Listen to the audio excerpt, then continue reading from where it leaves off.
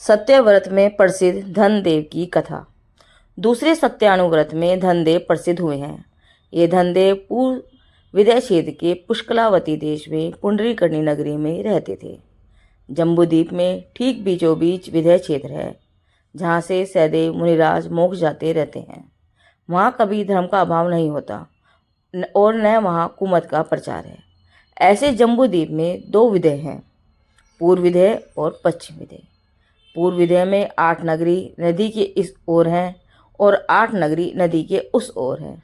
ऐसे ही पश्चिम विदय में भी 16 नगरी हैं। इन 32 नगरियों में से पुष्कलवती देश में पुंडरीकर्णी नगरी में धनदेव नाम के एक व्यक्ति रहते थे। उनके जन्म का नाम था जिनदेव। ये दोनों सलाह से अपना अपना व्यापार करते थे। इनमें धनदेव तो सत्यवादी था, पर जिनदेव बेईमान था।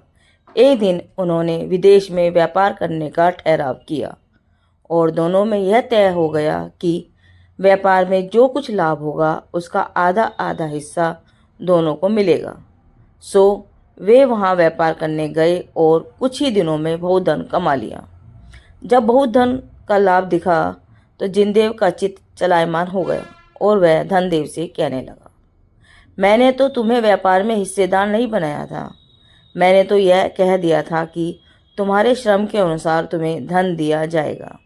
सो जितना तुम्हारा श्रम है उसके अनुसार थोड़ा सा धन तुम्हें मिलेगा, आधा नहीं मिलेगा। आखिर जिनदेव कुछ बलवान था, वह थोड़ा धन देने लगा तो धनदेव ने उसे लेने से इनकार कर दिया और नगरी में पंचों के सामने यह झगड़ा रख दिया।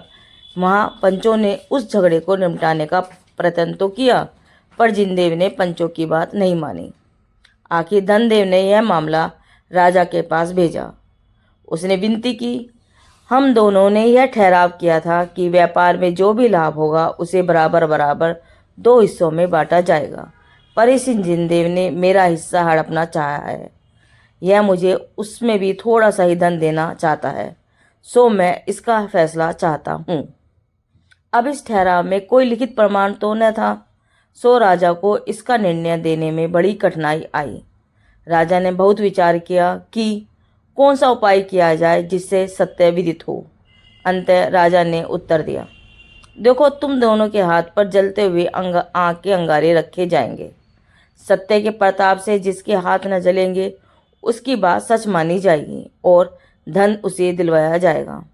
यह सुनकर जिनदेव बड़ी चिंता में पड़ गया। वह सोचने लगा, मैंने धनदेव को आधा धन देने का ठहराव किया था, अब मैं झूठ बोलूँगा तो मेरा हाथ जरूर जल जाएगा।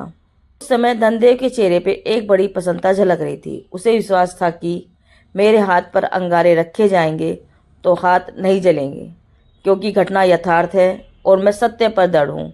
जो मेरा ठहराव है वही मैं मांगता हूँ, सो प्रभु की कृपा से मेरी ही जीत होगी, मैं नहीं जलूँ। राजा उन दोनों को चेहरे को देखकर सब कुछ समझ गया कि जिनदेव असत्यवादी है और धनदेव सही कह रहा है, परंतु राजा को इतने से संतोष न हुआ।